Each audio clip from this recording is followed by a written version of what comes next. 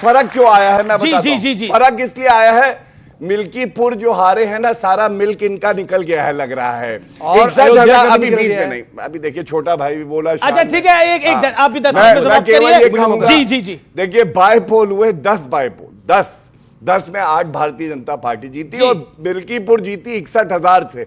और एक बात डंके की चोट पे कहता हूं, अयोध्या का कोई नरेश है तो वो भगवान राम है और कोई नरेश नहीं है, ये पता चल जाना चाहिए इनको। जी। इसलिए ओके 30 सेकंड की मेहमानों के पास जा रहा हूं। लेकिन आप क्रेडिट लेते हो, मंदिर बनवाया आपने, शंकराचार्य हमारे महामंडलेश्वर जितने थे सबको आपने वहां से भगा दिया।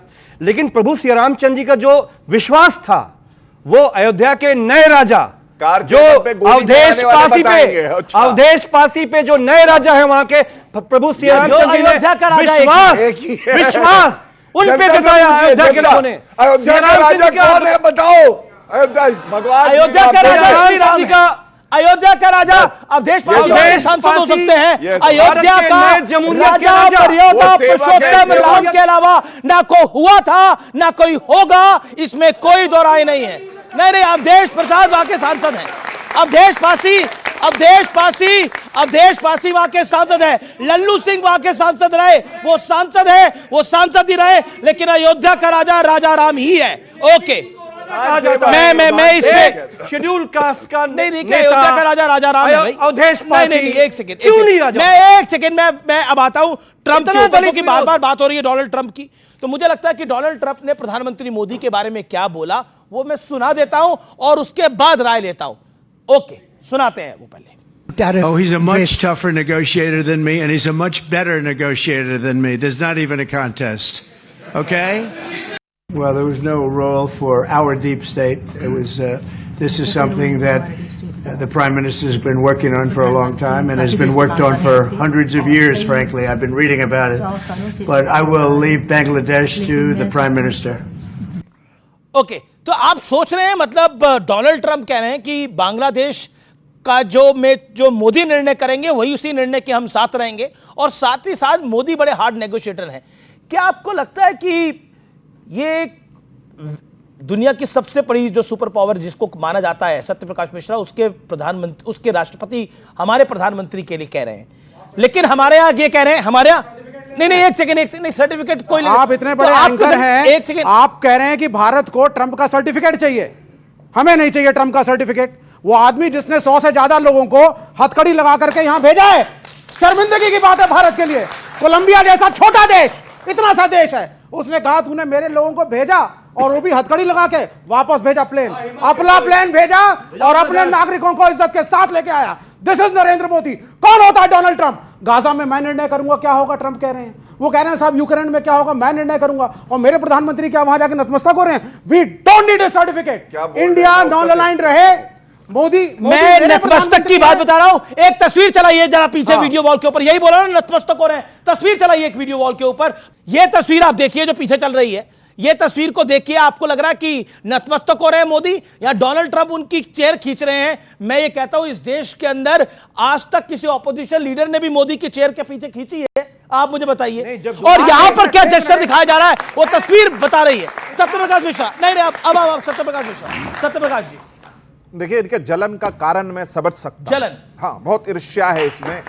इसका सबसे बड़ा कारण है, अगर चाइना थोड़ा तारीफ कर दे तो इनको गुदगुदी होती है। आप बीच में कूदना मत। भारत को किसी का सर्टिफिकेट की वास्तव में जरूरत नहीं है, लेकिन अगर भारत के प्रधानमंत्री की पूरी दुनिया यदि प्रशंसा करे और उस दुनिया का किसी भी देश अगर जाएं और वहां का राष्ट्राध्यक्ष उनको सम्मानित करे, इसमें विवेक के पेट में दर्द क्यों उठता है? आज प्रधानमंत्री मोदी जब आए शपथ लेकर, पाकिस्तान ने आंख उठाकर देखना भारत की तरफ बंद किया, वरना कोई भी 200 आदमी को मारकर मुंबई में चला जाता था। 370 हटाया, दुनिया खामोश रही, भारत के ये लोग 370 का डपली बजाते रहे। तो समझिए, जब आप अपने प्रधानमंत्री को कमजोर करेंगे तो दुनिया में उसकी साख कमजोर होती है। लेकिन प्रधानमंत्री चूंकि एक प्रधानमंत्री देश को कमजोर करेंगे तो हम ये तरीका तुम्हारा ठीक नहीं, मोबाइल फेंक दूंगा आज तुम पर, ठीक है? तुम्हारा तरीका ठीक नहीं।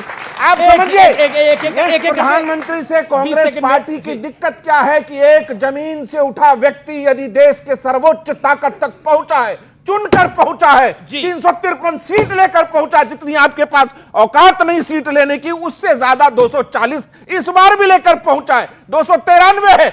आपको दर्द उठ रहा है। मेरा मानना है, लेकिन ये हुआ क्या? आपका एनालिसिस क्या कहता है? 240 पे ऐसा लगा कि विपक्ष को ऐसा लग रहा था कि बीजेपी और एनडीए ऐसे नीचे जाएगा, लेकिन ऐसा हुआ कि कमबैक बहुत जबरदस्त हुआ। कमबैक हमारा होगा, हम ही सरकार बनाएंगे 2029। अरे तुम बीच में बोलने का आदत बहुत खराब है तुम्हारा यार। मतलब इसमें तो ऋतुराज झा भी कमबैक पे मुस्कुरा रहे हैं। देखिए कहीं ना अच्छा ये कमबैक बनेगी तो सेटबैक क्या होता है मुझे नहीं पता भाई। 2029 में देखिए हमारी सरकार होगी, हम तो घोषणा कर रहे हैं। देखिए हम और आप हरियाणा पर डिबेट कर रहे थे, हम और आप हरियाणा पे डिबेट कर रहे थे, उसी दिन कह दिया कि आम आदमी से जो हाथ मिलाना चाहता है वो पार्टी वहां कमजोर है, कांग्रेस हार गई। महाराष्ट्र में प्रचंड बहुमत आया। दिल्ली का चुनाव आपने साफ देखा कि जो आदमी ईमानदारी की राजनीति का स्लोगन लेकर चढ़ा और शराब घोटाले के भ्रष्टाचार में शीश महल के थ्रू जेल गया, उस व्यक्ति को नकार दिया दिल्ली ने।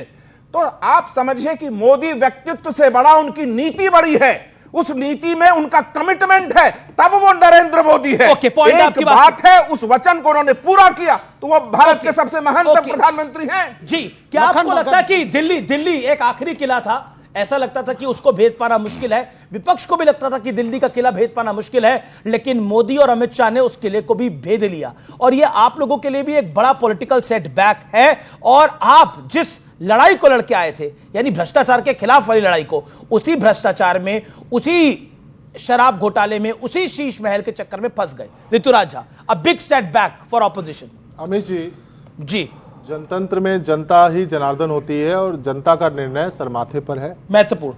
27 साल के बाद भारतीय जनता पार्टी के ऊपर में दिल्ली की जनता ने विश्वास किया है, बहुत उम्मीदों से इनको चुना है, और मैं इनको बधाई देता हूं और यही उम्मीद करता हूं कि जो इन्होंने कहा कि मोदी इज़ ग्रेट, मोदी के ऊपर बहुत विश्वास है, तो दिल्ली की जनता ने आप पे विश्वास करके आपको मौका दिया है, 27 साल के बाद दिया है। तो हम तो यही चाहते हैं कि जल्दी से सरकार बनाइए, मुख्यमंत्री चुनिए, कैबिनेट बनाइए, और जल्दी से कैबिनेट की मीटिंग करके 2500 रुपया महीना जो महिलाओं को जो आपने वादा किया है वो दीजिए, 300 यूनिट बिजली दीजिए, 500 में सिलेंडर दीजिए, यमुना पर निर्णय करिए। तो दिल्ली की जनता ने जिस उम्मीद से आपको चुना है उस काम को करिए, है ना। और रही बात सेटबैक की, तो मैं छोटी सी बात आपको कह दूं कि 2013 में जब पहली बार 29 सीटें आई थी और उसके बाद जब सरकार गिर गई थी, तो लोगों ने कहा कि केजरीवाल खत्म हो जाएंगे। 2014 में लोकसभा चुनाव हारे, लोगों ने कहा केजरीवाल खत्म हो जाएंगे। 2015 में लैंडस्लाइड विक्ट्री के साथ दिल्ली में आई। 2017 में 22 सीटें पंजाब में आई, लोगों ने कहा केजरीवाल खत्म हो जाएंगे। 2022 में उसी पंजाब में 93 सीटों के साथ लैंडस्लाइड विक्ट्री के साथ आए थे। तो मैं केवल विनम्रता से एक ही बात कहना चाहता हूं कि अरविंद केजरीवाल जो है भारतीय राजनीति के सचिन तेंदुलकर हैं। एक मैच खराब अगर हो गया, खराब परफॉर्मेंस हो गया, तो इसका मतलब खत्म नहीं होंगे। सर, अगले एक मैच में के बाद अगला मैच सेंचुरी बनाएंगे और बल्ला खड़ा करके लोगों का अभिवादन करेंगे। यहाँ पर 5 साल का इंतजार है, और यहाँ केजरीवाल खुद अपना चुनाव हार गए। ओके, गौरव भाटिया। देखिए, सबसे पहले मैं इधर उत्तर देना चाहता हूं, फिर इनकी बात का दूंगा। इन्होंने कहा कि सर्टिफिकेट अमेरिका से चाहिए। बहुत सह सम्मान एक बात कहता हूं, जनता का सर्टिफिकेट नरेंद्र मोदी जी को मिल चुका है, हमें किसी का सर्टिफिकेट नहीं चाहिए। लेकिन एक बात कही जाती है, कद बड़ा नहीं करता है एड़ियां उठाने से, इज्जत मिल जाती है सर झुकाने से। भारत की परंपरा है ये कि अगर हमें कोई गले लगाएगा तो हम गले लगेंगे। ऋतुराज यहां पे हैं, मेरे भाई हैं। मैं एक बात जरूर कहूंगा, चुनाव में पिछले सप्ताह यहां पे आए थे, बहुत तलखी थी, गर्मी थी, लेकिन आज मैं ये जरूर कहना चाहूंगा, आप परिणाम आ चुके हैं, और मैं चाहूंगा कि हम लोग एक दूसरे के गले लगे। और ये क्यों लगे मैं आपको बताता हूं, अगर ऋतुराज भाई आए और गले लगे। नहीं, इसकी वजह बताता हूं। इसकी वजह यह है, इन्होंने अभी कहा कि मोदी जी सारे वादे पूरे करें, और मैं ये समझता हूं कि मोदी जी हैं तो मुमकिन है। उन्होंने कह दिया वादा पूरा होगा, यमुना को साफ करेंगे, प्रदूषण में कमी आएगी, जो जो वादे किए। लेकिन आप लोग तो इल्जाम लगा रहे हैं कि ये डिजिटल चोरी कर रहे हैं। मैं एक बड़ी बात कहने जा रहा था, इसीलिए मैंने कहा, देखिए, सारी पार्टियों को, विपक्ष में भी हो, तो सकारात्मक सुझाव देके योगदान देना चाहिए। अगर दिल्ली को पूरे विश्व में सबसे अच्छी राजधानी बनना है, तो आप लोग मानेंगे कि नहीं कि अगर कोई भूमिका विपक्ष निभा सकता है तो वो भी निभाए और कंधे से कंधा मिला के आगे बढ़े, तभी दिल्ली और भारत जो है वो आगे बढ़ सकती है, ये मेरा मानना है। अब आपसे एक बात कहूंगा, देखिए अब इसको अन्यथा ना ले, लेकिन क्योंकि चर्चा में कुछ राजनीतिक विषय होने चाहिए। सबसे पहले एक मुख्यमंत्री शपथ जो है लेगा दिल्ली में, लोग ऐसा कह रहे हैं कि एक मुख्यमंत्री शपथ लेगा पंजाब में भी, और आपको मालूम है क्यों? क्योंकि अरविंद केजरीवाल ने भी ठानी है कि भगवंत मान को हटा के खुद कुर्सी पे बैठ जाना है, और उसकी पूरी व्यवस्था वो कर चुके हैं। लेकिन आप तो कह रहे हैं, आपके दिल्ली प्रदेश अध्यक्ष कह रहे हैं, पूरी बीजेपी कह रही है कि डिजिटल चोरी कर ली है सीएमओ का अकाउंट।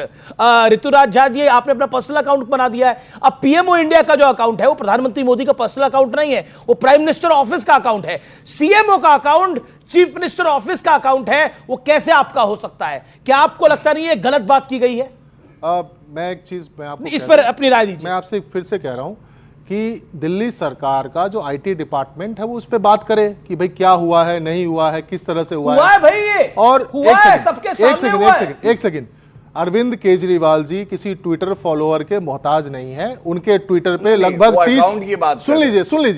30 मिलियन फॉलोअर है, और जिस अकाउंट की आप बात कर रहे हैं उस पर 1 मिलियन फॉलोअर भी नहीं है, और उसके बावजूद भी, पर क्यों उसके बावजूद भी मैं कह रहा हूं ना आपको, बीजेपी कह रही है कल तक शराब का घोटाला करते थे, उसके अलावा शीश महल का घोटाला किया, अब डिजिटल घोटाला भी कर रहे हैं। तो दिल्ली सरकार का जो आईटी डिपार्टमेंट है, सरकार चली गई, लेकिन जिम्मेदारी है बीजेपी की भाषा में चोरी करने की आदत नहीं। अमीश जी सुन लीजिए ना, सुन लीजिए, आपके शो को बहुत लोग देखते हैं जी। भाई दिल्ली सरकार का आईटी डिपार्टमेंट सीएमओ का हैंडल देखता था, वो जवाब दे क्या हुआ है, नहीं हुआ है। और रही बात पंजाब की, तो पंजाब के लोगों ने लैंडस्लाइड विक्ट्री दे करके 2/3 बहुमत से ऊपर की सरकार बना रखी है। भगवंत मान जी के नेतृत्व में चल रहा था, भगवंत मान जी के नेतृत्व में चलेगा। इधर उधर की बात करने से कुछ नहीं हासिल होने वाला है।